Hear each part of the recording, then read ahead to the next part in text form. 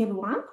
It's a pleasure to welcome you to today's ILA coffee chat on digital settlement assets.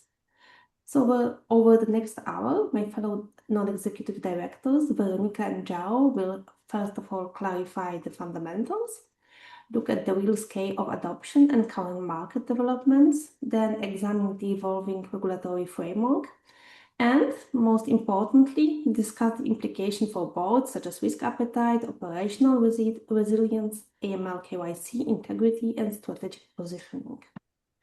So listen, like during the previous sessions, we encourage you to participate actively. So please use the chat for your questions and take part in the audience poll that we will launch shortly. But before we begin, I will invite Veronica and Zhao to briefly introduce themselves. Over to you.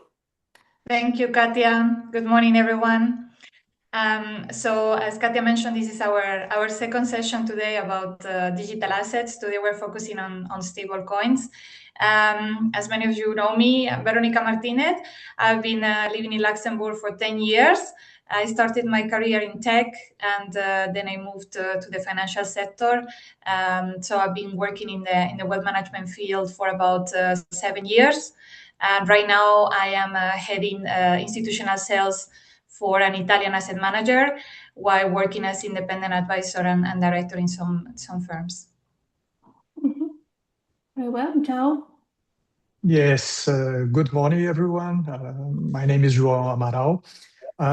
I had a long career in CSD, based here in Luxembourg, so nearly 19 years.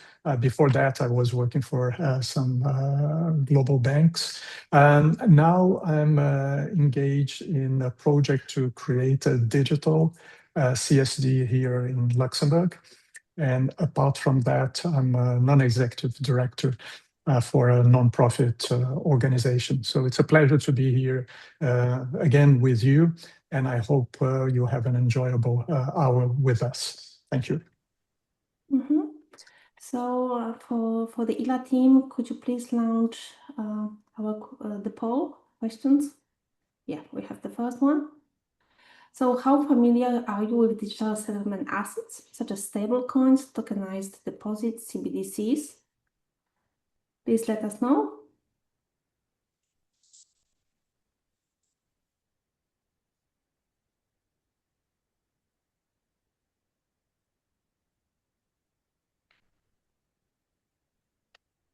Does it actually work? Do you see the answers?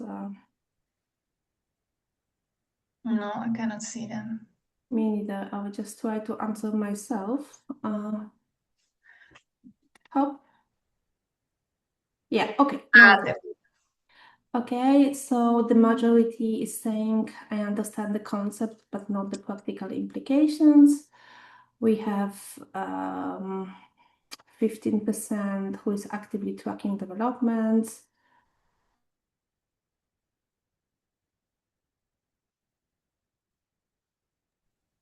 Okay, let's move to the second question.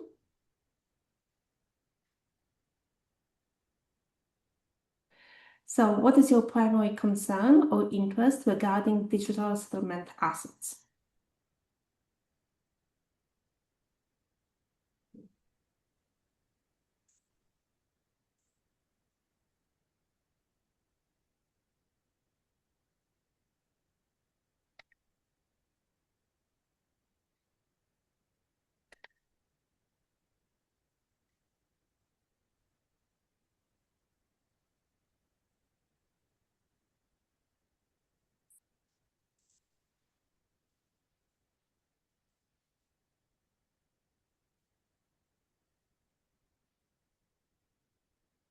Okay, so here also very diversified, but the majority is saying I'm here to understand what this is all about. So very good. Hopefully you will have better understanding at the end of the session.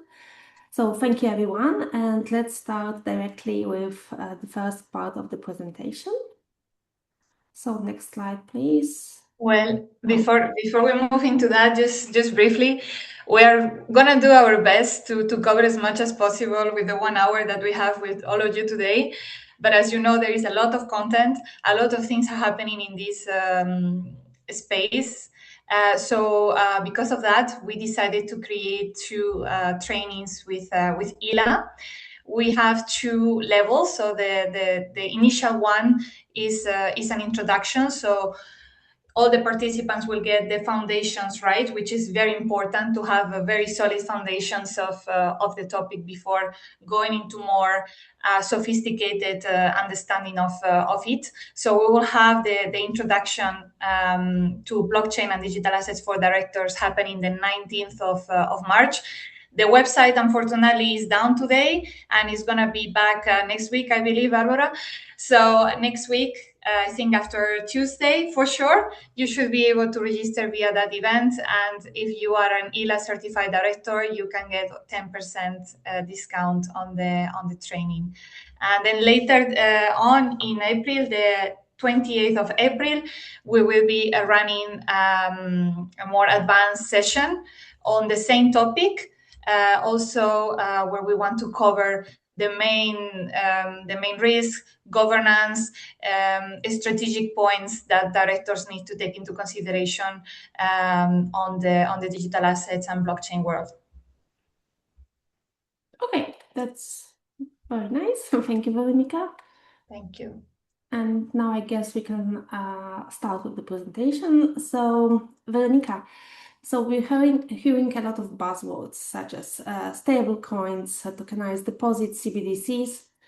So for board members trying to cut through the noise, can you please clarify what these digital settlements assets actually are? Sure. So definitely a lot of buzzwords out there. We constantly hear CBDCs, stable coins. What are those? What is the key difference, right? So starting with the basics, CBDCs. CBDCs are central bank digital currency. There are two types of central bank digital currency. We have the wholesales, that is really for institutionals, for interbanking settlements.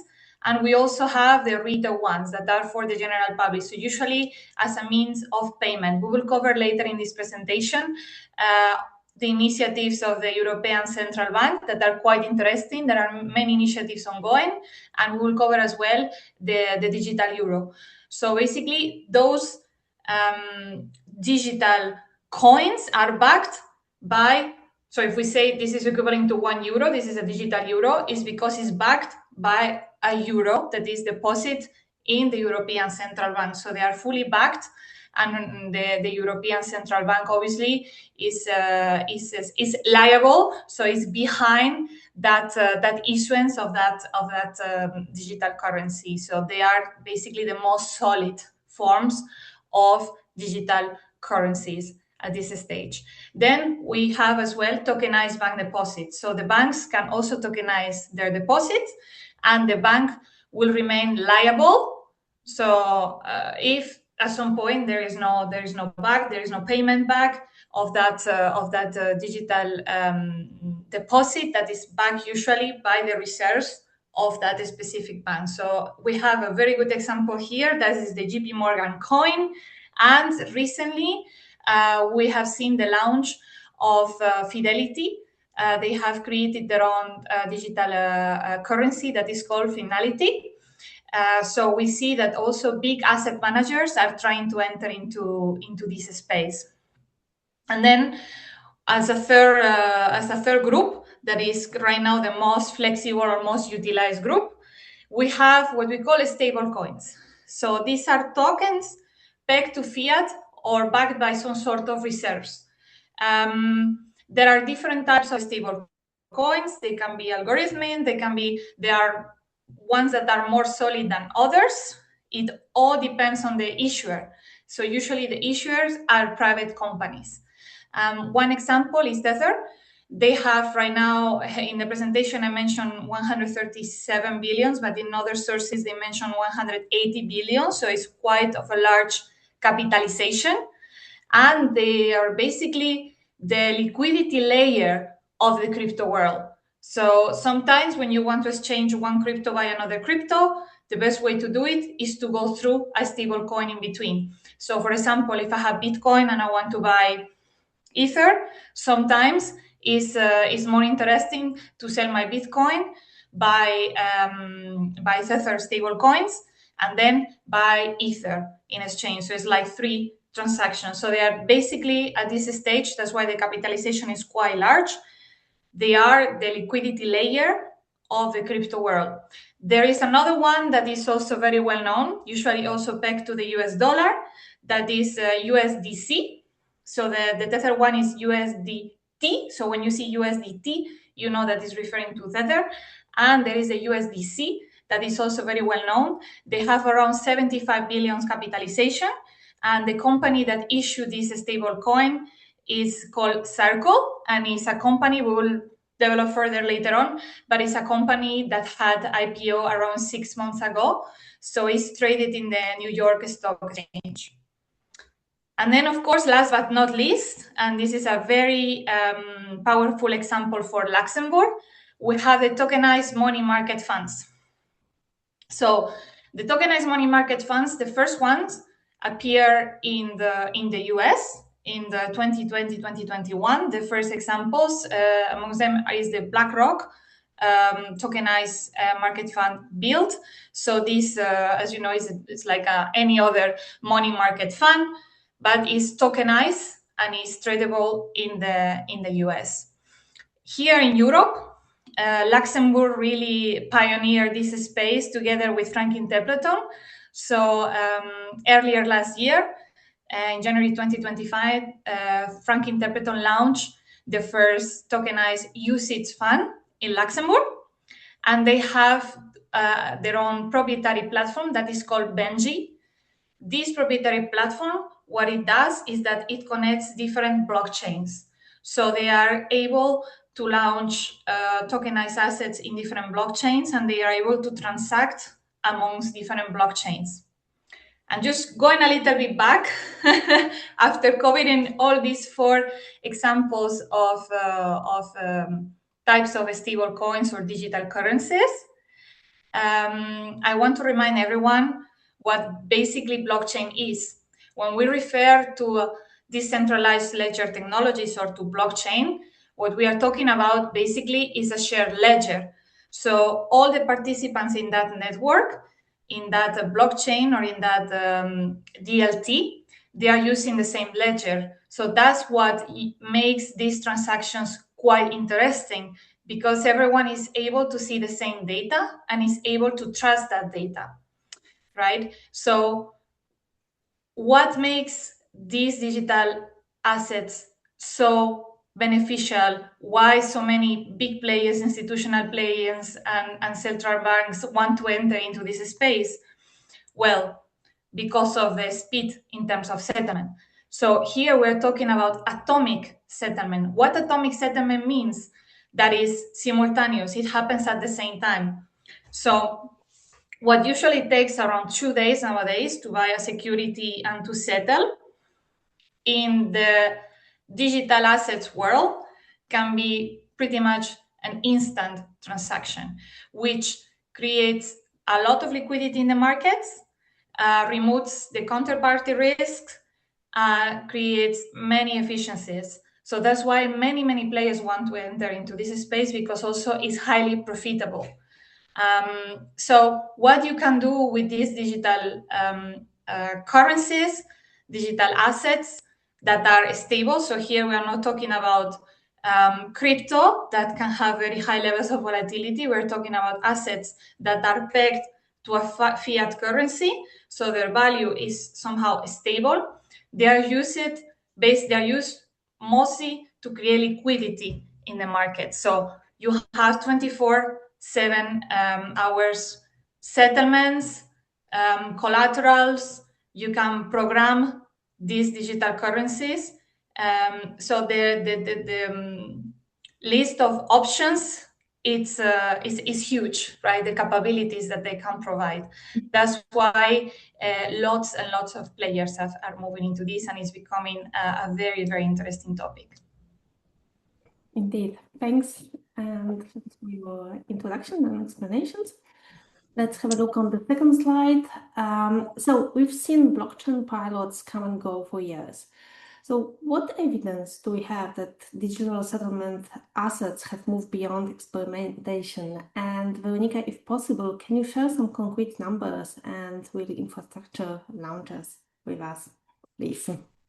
Sure, Katia. So as you mentioned, for many, many years, we have seen a lot of pilots, a lot of tests, a lot of buzz around crypto digital assets.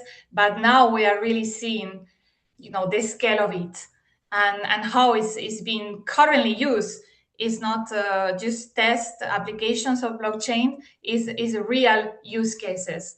So one of them that I mentioned previously, high level, is Tether. So Tether is right now, I mentioned 137 billions, but is in reality 180 according to some sources, which is larger than many countries' money supply. So it's a company that not so long ago have only 300 employees. So imagine having 300 employees and 100, let's say 150 billions capitalization. So it's quite large. This company, basically what they do, they have reserves, usually are USD treasury bonds, short-term bonds, and they issue the USDT, that is the currency that they issue, and this currency is really the liquidity layer for crypto. That's why it became quite huge. Then we can look at other networks, for example, Ethereum. Ethereum is the second most sophisticated, let's say, or larger crypto right now, crypto network. The currency, the token of Ethereum is Ether. And the Ethereum network was created to basically be the computer of the world. They have so many nodes. You can run decentralized apps. You can run so many operations in this network. And obviously, those operations have a cost. And the cost of those operations has to be paid in the native token of the network that is Ether. So in Ethereum network, in the Ethereum blockchain right now, the volumes of daily settlements is reaching 31 billions daily. So it's very huge what we are seeing in terms of operations.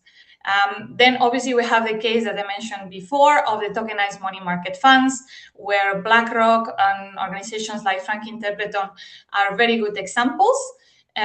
We have also seen the example of BNP in Luxembourg as well. They have also launched their tokenized money market fund, and they are about to tokenize money market fund, but in the Ethereum network, so in a public blockchain network. So many examples coming from the institutional space. And then last but not least, a company that not many people sometimes know, they're not very aware of it, but they have been active for many years, and a very profitable business is this company called Broadreach. So Broadreach has been using DLT for many years for repo transactions. And they have reached incredible levels of volumes, up to 300 billions per month, every month. This company is also very used for proxy voting in the US. So we can see that examples of blockchain and digital assets are not theoretical case studies, but are really are really here. So the train is here, and we need to look into it and don't let pass this opportunity. I have added a chart on the right about how the market is moving and comparing the process of a repo. So on the top right, you can see how long it takes a normal repo transaction using the traditional system, and how long it takes using tokenized market funds. So you see the difference is huge from almost 2 days to basically 30 minutes, 1 hour. So it has a big impact in terms of liquidity generation, reducing counterparty risk, etc., etc. And in the chart below, you can see a projection from different sources. This was taken from a BCG report that was published in January, so a month ago, about digital assets, and you can see that the expectation is that in terms of tokenized money market funds, we are going to reach around 600 billions of assets by 2030. That's the medium case, but the optimistic case says that we will reach 1 trillion by 2030. So it's definitely a market that is growing. Very good. Thank you again. Let's move to the next slide, please. Good. So here more examples. So the London Stock Exchange, they have launched recently their own settlement house for commercial bank money. It's called Dish, and they have done this to basically facilitate those transactions and be part of a revolution of blockchain and be one of these early adopters. So benefiting by moving quickly into this new innovation. BNP Paribas, I mentioned in the previous slide, Fidelity as well. So quite of a large asset manager entering into the USD stablecoin business. And people ask, why is a profitable business? Well, it's actually super profitable because you're issuing a digital currency, and at the same time, you have to have in your reserves, right, the bonds, the treasuries that are backing that digital currency that you are issuing. And those bonds and reserves, obviously, they're generating an interest. So the interest that you are generating, you have it for yourself. Those are the benefits of your company. Why the risk is very low. Obviously, you need, from a technical point of view, to make it work properly, but the risk can be quite low compared to the upside of having all this interest from the reserves that you are controlling of the currency that you are issuing. So it's a very, very interesting business. And here on the right, you can see also some charts, especially on how to use digital assets for lending, because one of the benefits of digital assets is that you can use smart contracts, so you can program how that loan is going to work. You can program the guarantee, the collateral. If the person of the institution is not paying that loan back, it can trigger the payment of the collateral. So it's very interesting ecosystem with multiple options to really reduce and create more liquidity. Okay, understood. Next one, please. So the European Central Bank seems to be moving quite quickly with different initiatives. So I guess many of you heard about DLT collateral eligibility or the digital euro. So can you walk us through these initiatives, Veronica? Sure. So I will try to be brief, but there is a lot going on with the European Central Bank, definitely, Katia. So let's start with the first point. The first point was published recently. So basically, the European Central Bank, it's allowing DLT assets, so basically assets stored in the blockchain, is allowing them to be utilized as Eurosystem collateral. This is a very big step, and is going to be effective only as of March 2026, so really around the corner in about a month. And I was speaking with some friends, and I was telling them, like, this is really the equivalent of in the monetary policy of your parents letting you bring your boyfriend for dinner, right? So so it's really happening, and we can see that the European Central Bank is very supportive of blockchain technologies and digital assets.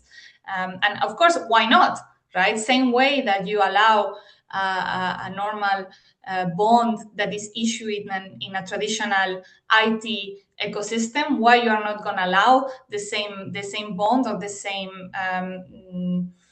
same security as a collateral that has been stored in a different system, which is an even safer system that we're talking about blockchain or decentralized ledger technology. So why not, right? So it makes a lot of sense, this big move from the European Central Bank.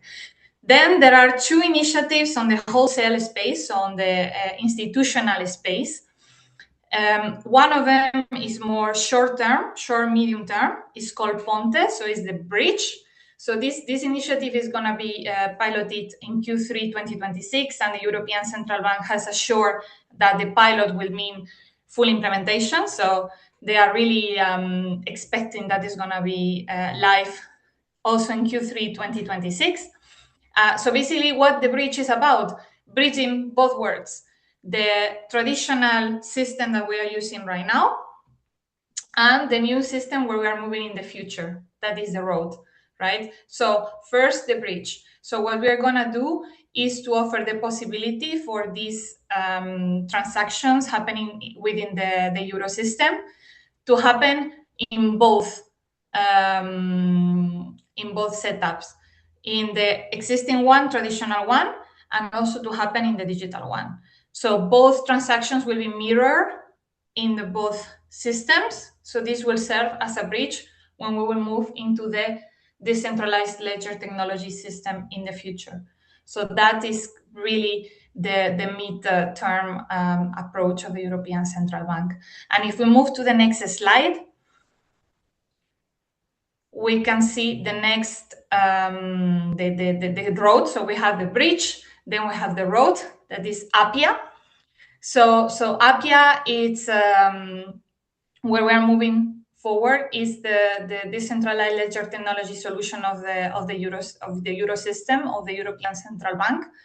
And the expectation is that it's going to be fully live by 2029, 2030. So by 2030, basically, the expectation is that all the banks, all the big financial players, institutional players within the European Union are going to be using this decentralized ledger system to transact. And then I have covered the institutional part. And then on the retail part, we have the project that is the most well-known, that is the Digital Euro. So it's the what we call the retail CBDC. So this project has been there for a while, is still under discussion. And the idea that is that is going to be finally agreed, the new regulation by 2026. So this year we should have the final regulation, the final agreement. By 2029, the final implementation is also expected. So this has a lot of implication for existing banks and for payment organizations, as they will have to get ready to be able to offer the digital euro to their clients. There is a holding limit. Depending on the source, they talk about 500 euros, 3,000 euros. And people usually ask me, why they put a holding limit? Well, they put a holding limit because the issuer of the digital euro is the European Central Bank.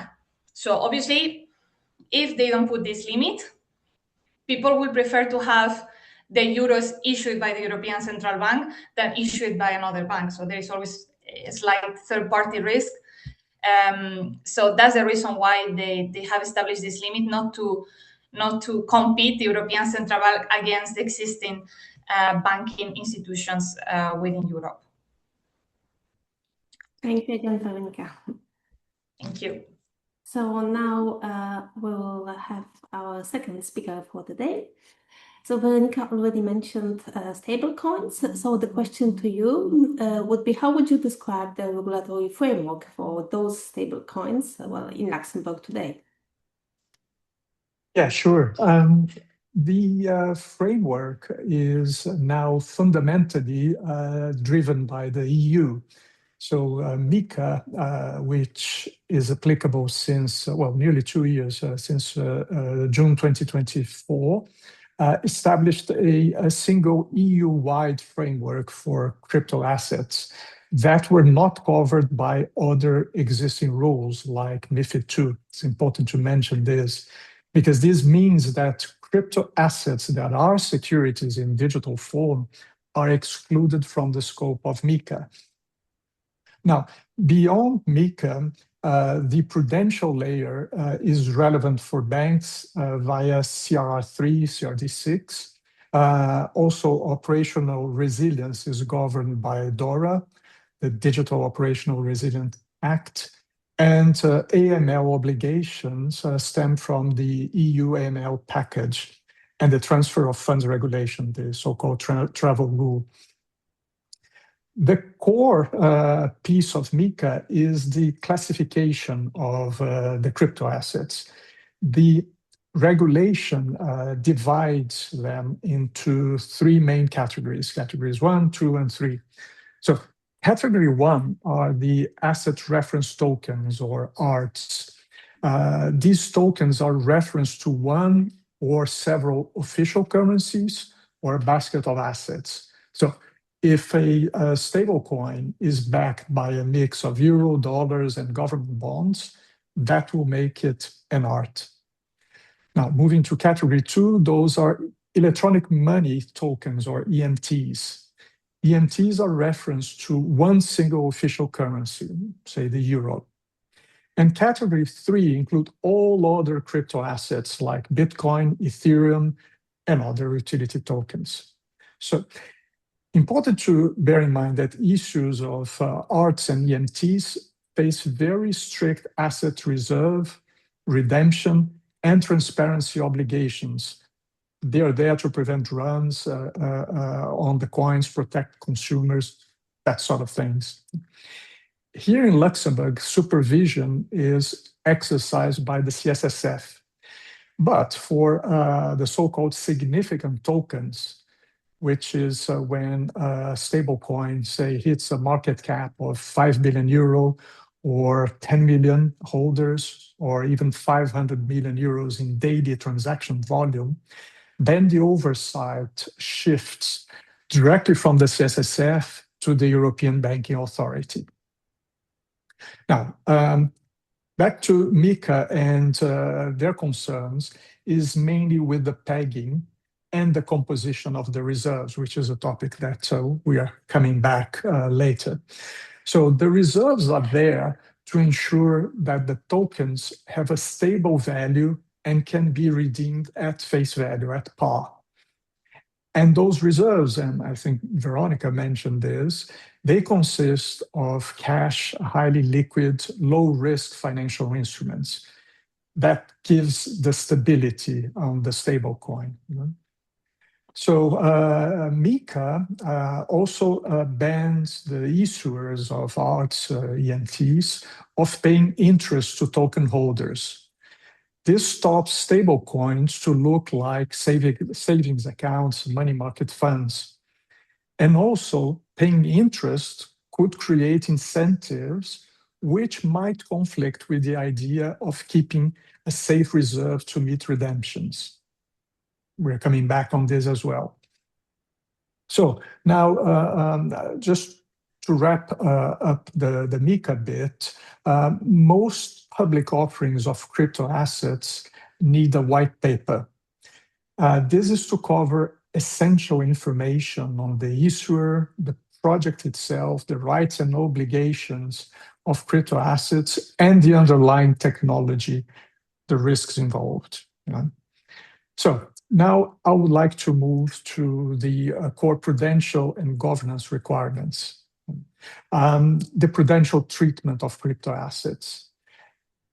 The EU has effectively separated what they think is good crypto, which is basically technology that they can control, from the bad crypto, which they're trying to make terribly expensive to banks to touch. So let's keep in mind that the prudential treatment of crypto assets was first developed by Basel, the BCBS, Basel Committee on Banking Supervision. and in the EU is being implemented through amendments to the capital requirements regulation, specifically CRR3. CRR3 introduced a transitional regime that has been applicable since July 2024. The ultimate goal is to have the permanent regime sometime in 2026. CRR3 takes every digital asset that you can find and classifies it into two boxes, Group 1 and Group 2. The legal text is quite dense, but the logic is relatively simple. And if we can just move a slide, please. Yeah. Thank you. So I was saying the logic is simple. The regulator basically asks one question. Does this digital asset behave like a traditional financial instrument? If the answer is yes, you go to Group 1. If the answer is no, you go straight to Group 2. Now, within Group 1, you have two subdivisions. Group 1A is reserved for tokenized traditional assets. Those are loans, bonds, or deposits that are recorded on a blockchain. Economically, nothing changes. So from a capital perspective, the treatment is exactly the same as the underlying exposure. The fact that it's a tokenized asset doesn't change the risk weight that is applied to it. Now, Group B is for assets with what they call stabilization mechanisms. Here we are effectively talking about certain types of stable coins. And to stay in Group 1B, the stable coin must be backed by high-quality liquid reserves. It must provide legally enforceable redemption rights and must have very strong governance and risk management. Now, anything that fails the strict criteria of Group 1 is placed in Group 2. And here we have two levels of classification likewise, Group 2A and Group 2B. Group 2A is for the not quite safe but not too wild category. It includes assets that fail the Group 1 test but are not considered to be super volatile. And finally, we have the Group 2B, where we find the unbacked crypto assets. Bitcoin and Ethereum are very good examples. Group 2B assets attract a huge risk weight, 1,250%, which means, in effect, that it is a euro for euro capital charge. This forces the bank to fund every euro of Group 2B assets with €1 of capital. That means that they cannot leverage their positions. And finally, another provision of CRR3 is that banks cannot have more than 1% of the Tier 1 capital in Group 2B assets. So I think it's clear that they're trying to make any investment by entities that are under CRR3 very, very expensive. If you really want to have Group 2B assets in your balance sheet, you have to be prepared to pay a lot for it. So just to wrap this up, the regulatory regime applicable here in Luxembourg is really multi-layered. So you have conduct and issuance under MiCA, you have the prudential requirements under CRR, and operational resilience under DORA. Thank you very much. So what are the main risks embedded in a stablecoin model? If you could explain us, please.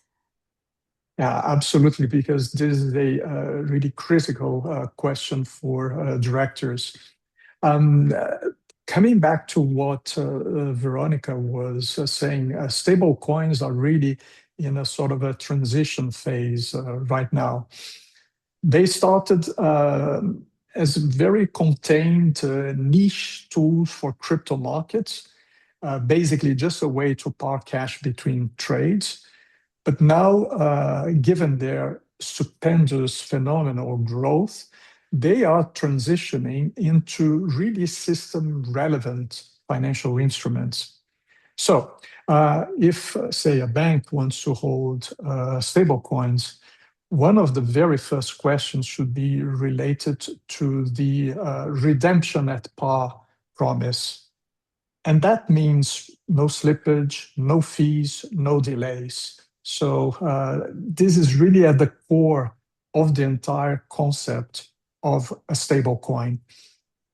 Now, if a stable coin starts trading below par, then it stops really acting like money and immediately transforms into a speculative asset.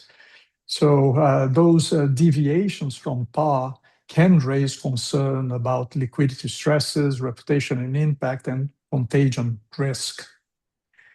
Now, a good way to start is to look at the plumbing. So what keeps the price of the stablecoin aligned with the reserves? Is there an arbitrage mechanism between primary issuance and redemption? This is something that we see a lot with the non-regulated stablecoins. So the moment there is a deviation from par, the arbitrageurs, the traders start coming in and arbitraging back the value of the coin to the level of reserves, so back to parity, to 100. So, but it's important to understand what are the market makers or who are the market makers that are keeping this liquidity flowing.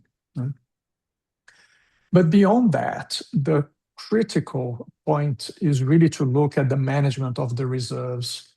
There are three very distinct layers of risk in these reserves: traditional credit risk, market risk, and liquidity risk.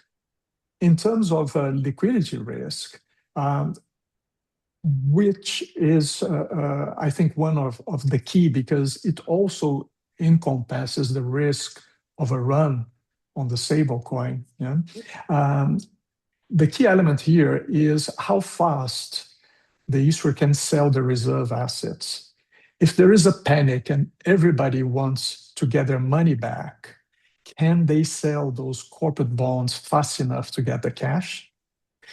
And in order to understand those financial risks, you really have to understand the reserve composition policy. What are the eligible instruments, whether there is credit risk on the issuer, say, of corporate bonds? What are the interest rates, the duration of assets, which relate to the market risk? All this is very important. Okay. Now let me transition to the operational risks. So the stablecoin users are exposed to operational risks from various sources. Could be flawed processes, system failures, human errors, governance lapses, fraud, you name it. One particularly important potential source of risk is the smart contracts, because they could include bugs, coding errors, and security flaws, which could result in unauthorized transfers or even total loss of funds. So resolving these issues is somehow difficult, given the blockchain immutability and some legal challenges. But let's move into segregation and custody, because for a regulated stablecoin, this is really important, because the reserves of this stablecoin should be bankruptcy remote. They should be clearly segregated from the state of the issuer. Another important point are the custodial wallets, and that has to do with cyber risk, because they're connected to the internet and leave those wallets potentially exposed. On the other hand, you could have non-custodial or unhosted wallets, but those require really more sophisticated risk management skills, and it's no guarantee that you could not suffer a loss if you lose or if your private keys are stolen from you. Now, let's move quickly into integrity and compliance risks. As with other crypto assets, stablecoins are attractive to criminals due to their pseudonymity, low transaction costs, and ease of cross-border use. This means that issuers have to comply with AML, CTF provisions across multiple wallets, caps, and direct users. And to comply with sanctions, you really need technical ability to freeze an address that belongs to a designated entity. So I think that it's a good time to wrap up the risk side and potentially move on to the governance part of it. Yeah, very well. Thank you again. So can we have the next slide, please? Oh, no, we don't have. But the question to you, so how should board members... I think that, Katia, they are in the previous one. Yeah. Yes, it's the right-hand side is the governance aspect. Yes. So could you please let us know how should board members face the governance challenges of stablecoins? Yeah, absolutely. Governance is the key part here. For a very long time, the conversation around crypto was dominated by talk about speculation, criminal activity, decentralization, and but as we said before, right now stablecoins are mainstream. Even regulated institutions are currently looking at the stablecoins. So this now makes it very important, really not acceptable, not to have a very sound and well-articulated business case. This is a governance imperative. Articulating the business case is not really a marketing exercise. The regulators, the CSSF, expect the board to ensure that any new activity aligns with the overall strategy of the institution, that the risks are identified ex ante, and capital and liquidity implications are fully understood. So without a clear quantified rationale, the activity looks speculative rather than strategic. So if a board is asked to review a stablecoin project, directors should ask at least 3 very fundamental questions. Question number 1, why is this preferable to traditional commercial bank money, such as bank deposits? Or why do you need a token on a blockchain to do what a wire transfer already does? Question number 2 is, why not to use central bank money? If the ECB is going to issue CDBCs, as Veronica was telling us, which is effectively risk-free, why your private stablecoin is even necessary? Question number 3, what is the incremental value of the stablecoin project compared with the capital cost? As we saw before, crypto asset exposure can be economically very expensive. So the rewards must justify that cost. Now, let's move to the risk appetite. The risk function should develop a set of strategic KPIs, which could be included in a dashboard presented to the board, say, on a monthly basis. At the top of this dashboard, you could have peg-related metrics. These KPIs will measure the stability of the coin, but this goes well beyond the question, oh, did it break the peg? What you should be looking at instead is the maximum tolerable deviation, say 5 basis points, and the time to recover. So if the coin drops, say, to 99.5 cents, does it recover after 30 seconds due to efficient arbitrage, or does it hang there for hours? If the recovery time is increasing, it is a red flag or a potential red flag that the liquidity arrangements are failing. So now you could think of having volume metrics related to issue and redemption. This tells you about the flow. Sudden spikes in redemption could signal that a run is potentially forming in the coin. You could also think of concentration metrics. This is about avoiding single points of failure. Is the issuer relying on a single bank, for example, to hold 100% of the cash reserves? But concentration risk also applies to technology. Is the issuer relying on a single cloud provider or a single wallet infrastructure? If that one entity goes down, would users be frozen? The dashboard needs to show all those concentration levels. Also, when we talk about technology, systems and availability is an important topic, because downtime could be caused by various root causes: chain congestion, bugs, smart contracts failure. And if the blockchain gets clogged and transactions just stop, the redemption promise is literally technically broken, even if there is money to pay redemptions.